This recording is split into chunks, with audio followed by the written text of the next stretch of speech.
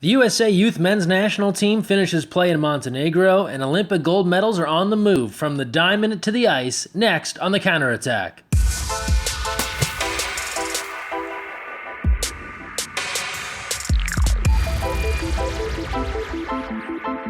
Hi everyone, Greg Mescall here. Thanks for joining us on the counterattack. We start things off first, not in the pool, but the classroom. The USA Water Polo Academic All-American honorees were announced last week, and over 1,000 of you were recognized for your excellence in the pool and in the classroom. Congrats to all. The full list available at usawaterpolo.org, an all-time high in 2015-2016 for those that were recognized. We're looking to make that number go even higher next year.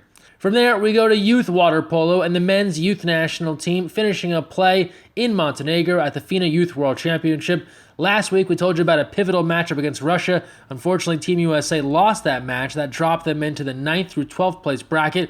They were able to battle back and beat Japan to advance to the 9th place match where they took on Spain. There, they fell in a close game, 12-10, completing play in Montenegro, finishing in 10th place at the FINA Youth World Championship. Now let's bring things back stateside where the glow of those Olympic gold medals is not fading anytime soon for our USA women. Goalkeeper Ashley Johnson back in Miami making the rounds, visiting her old high school at Ransom Everglades. She's only been gone there a couple of years, still in college. ABC in Miami was there to feature her visit. And then this past Labor Day, Ashley Johnson teaming up with a guy NFL fans will know, Miami Dolphins legend Jason Taylor, for his shopping spree event to bring clothes to those less fortunate on Labor Day. NBC Miami was there to cover that event, as Ashley was one of the celebrity shoppers helping students figure out what are the best clothes they should be wearing for the upcoming school year. Now we swing it back West Coast. Courtney Mathewson and Maddie Musselman, well, water polo and hockey often get compared. Some say water polo just like hockey, except the water's not frozen. In any event, these two were at the Honda Center helping the Anaheim Ducks get ready for the upcoming NHL season.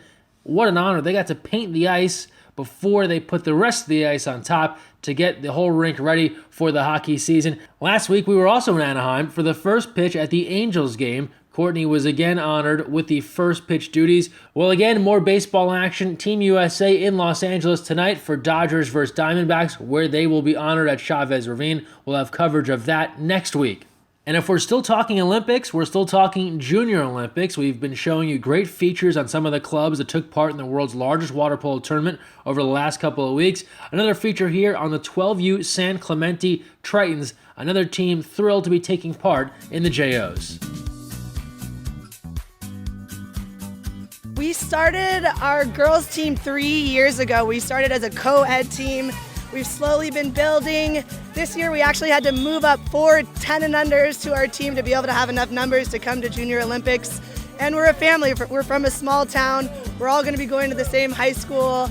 And that's kind of what we're trying to do, just create a community and a family with our club. We're from like a small little city, so the fact that we made it this far is super cool. And every other year, it's just so special for me because I'm always on the bigger team or the little team, so I either have to step up or play my best.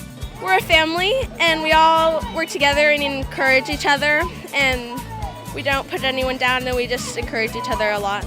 It was awesome. When I saw the score and I looked up and it was 10-10, then I was excited that we didn't at least lose, and shootouts are always fun, so that was exciting. We worked really hard and we were pretty even with the team, but in the end the shootout was just so long and we both really worked hard. Oh yeah, my girls have so much heart. This is probably our 6th shootout of the year and by far the longest shootout that I've ever been in, player or coach, so I'm super proud of them. All the girls have stepped up so huge this weekend, and yeah, I love our team. From the start of the year we've improved like 10 times, and being here is so cool, and everyone has improved a lot. I like being with my team and going out to lunch together and playing together and stuff like that. We're super hardworking, and we put everything we have into every game, and we have a lot of heart.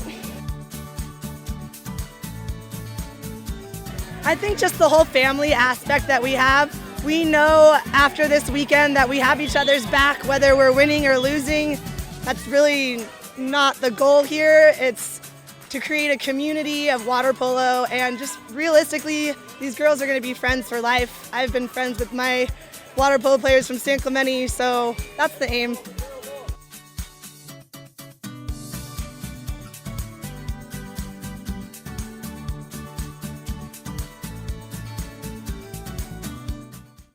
And now we turn to men's college water polo. The season is underway. The first full weekend of action last weekend. And no surprise, the preseason poll had two-time defending champ UCLA at the top of the list. Could they be going for a three-peat? Time will tell. We're still a long ways away from the national championship tournament coming up this December. But you remember this moment from last year when the Bruins took home the crown. Garrett Danner closes the door in net. He would pile up 13 saves. The Bruins into the pool for a celebration. They win the national championship 10-7, 113th title in UCLA history. They complete the season perfection, 30-0.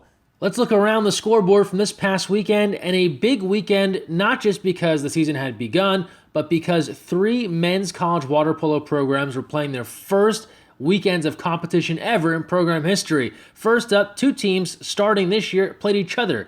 McKendree beating LaSalle 16-8. Wagner College, their first weekend with men's water polo, they lost a match to Harvard 15-8. A lot of times the opening weekend in the men's water polo season has a lot of lopsided affairs. Not the case with Laverne and Fresno Pacific. They went to OT with Laverne winning by 2. And then UCLA, that team we told you about, they defeated Loyola Marymount 15-6. That segues nicely into our first televised men's college water polo game of the year. This coming Sunday, the Bruins head east to Princeton for the Princeton Invitational, a great field headed to New Jersey this coming weekend. But UCLA and Princeton will meet on Sunday at 12 noon Eastern, 9 a.m. Pacific. You can watch live on ESPNU or the Watch ESPN app. And now a former UCLA Bruin and former men's Olympic team head coach Monty Nitzkowski will be recognized with a memorial this coming September 24th in Long Beach, California. Coach Nitzkowski passed away over the summer. Full details available at usawaterpolo.org about how you can be in Long Beach to help honor Coach Nitzkowski. And now we close things out as we do every week with our social media send-off, the best of what we've found in water polo on the internet. You can take part, use the hashtag counterattack. We begin things by taking you back to Miami with Ashley Johnson and Jason Taylor getting together for his great Labor Day event, getting close to those in need. And a couple of photos here. You saw some video, now some pictures. Also over the weekend, an Olympic Development Program Skills Camp, 13 and under. Great turnout here. Some good shots from Catherine Hain of all the fun that was had.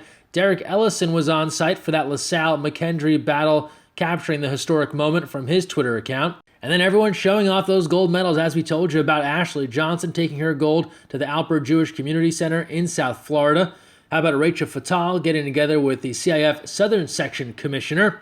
Kelly Gilchrist and Mackenzie Fisher in Newport Beach talking water safety and showing off the gold. And then from gold to some efforts that perhaps deserve a medal of some color, Flop Friday action from the Highlander boys water polo team. Here they are via their Twitter account, NEH2O Polo.